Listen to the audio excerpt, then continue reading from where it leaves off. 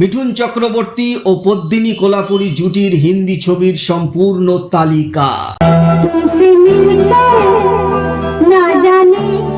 এই ভিডিওতে আমরা জানবো মিঠুন চক্রবর্তী এবং পদ্মিনী কোলাপুরী দুজনে মিলে একসঙ্গে মোট কটি ছবি করেছিলেন আর সেই সব ছবির বক্স অফিস কিরকম ছিল। তার আগে এখনো যদি চ্যানেলটি সাবস্ক্রাইব না করে থাকেন বলিউড ছবির ভক্তরা এই চ্যানেলটিকে অবশ্যই সাবস্ক্রাইব করে নিজেদের সংগ্রহে রাখুন। মিঠুন চক্রবর্তী এবং পদ্মিনী কোলাপুরীর শুরুটা হয়েছিল হামারা সংসার দিয়ে 1978 সালে। এই ছবিতে পদ্মিনী কোলাপুরী চাইল্ড আর্টিস্ট ছিলেন এবং মিঠুন চক্রবর্তীর ভাইজির ভূমিকায় অভিনয় করেছিলেন।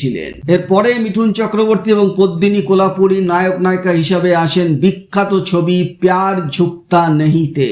চাহে লাখ তুফান চাহে জান ভি আব যায়। 11 জানুয়ারি 1985 সালে এই ছবিটি মুক্তি পেয়েছিল।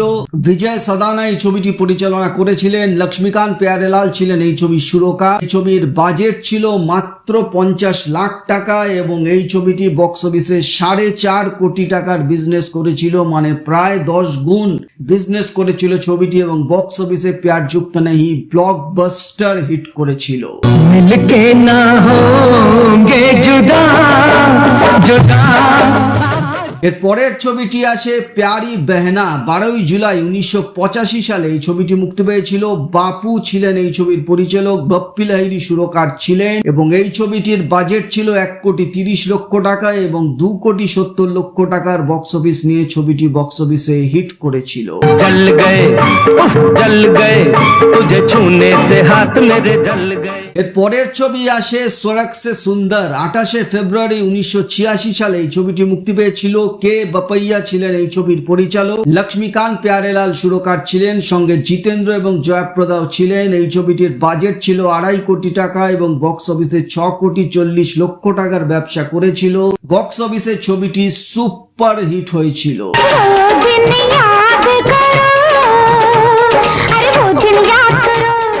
এর পরের ছবি মুদ্দত। 1986 সালে এই ছবিটি মুক্তি পেয়েছিল। এই ছবিটিরও পরিচালক ছিলেন কে বাপাইয়া। বাপ্পি লাহিড়ী এই ছবির সুরকার ছিলেন, সঙ্গে জয়াপ্রদাও দ্বিতীয় নায়িকা ছিলেন। বক্স অফিসে 2,30,00,000 টাকার বাজেটের এই ছবিটি 6 কোটি টাকার ব্যবসা করেছিল এবং সুপার হিট করেছিল।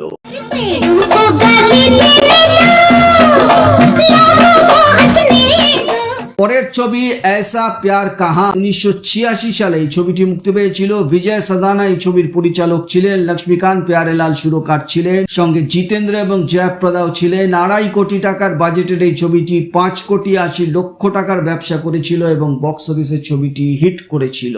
পাগল প্রেমী कैसे होते हैं पागल प्रेमी। এর পরের ছবি হাওয়ালাত। 26 জুন 1987 সালে এই ছবিটি মুক্তি পেয়েছিল।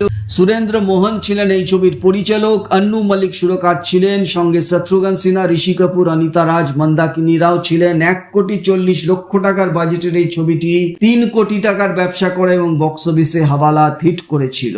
এর পরের ছবি সাগর সঙ্গম। 29 জুলাই 1988 সালে এই ছবিটি মুক্তি পেয়েছিল। দুলাল গুহ এই ছবিটির পরিচালনা করেছিলেন। বাপ্পি লাহিড়ী সুরকার ছিলেন, সঙ্গে শত্রুঘ্ন সিনহা, অনিতা রাজ, রাখি রাও ছিলেন। বক্স অফিসে 1,40,00,000 টাকা বাজেটের এই ছবিটি 1 কোটির মতো ব্যবসা করেছিল এবং এই ছবিটি চলেনি, ফ্লপ হয়েছিল। পরের ছবি হাম ইন্তজার করেঙ্গে। 3রা মার্চ 1989 সালে এই ছবিটি মুক্তি পেয়েছিল। প্রভাত রায় এই ছবিটির পরিচালক ছিলেন। বাপ্পি লাহিড়ী সুরকার ছিলেন এবং বক্স অফিসে ছবিটি ফ্লপ ডিক্লেয়ার হয়েছিল। এর পরের ছবি দানা পানি। 1989 সালে এই ছবিটি মুক্তি পায়। দেবেন বর্মা এই ছবির পরিচালক ছিলেন। আন্নু মল্লিক সুরকার ছিলেন। এই ছবিটি বক্স অফিসে চলেনি, ফ্লপ করেছিল।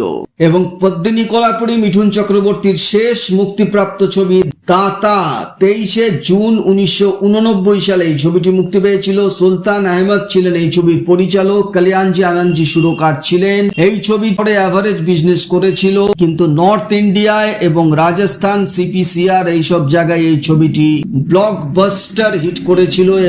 ছবির বাজেট প্রায় 2.5 কোটি টাকা মতো এবং ছবিটি প্রায় 7 থেকে 8 কোটির বিজনেস করেছিল শুধুমাত্র নর্থ ইন্ডিয়া এবং সিপিসিআর রাজস্থানে।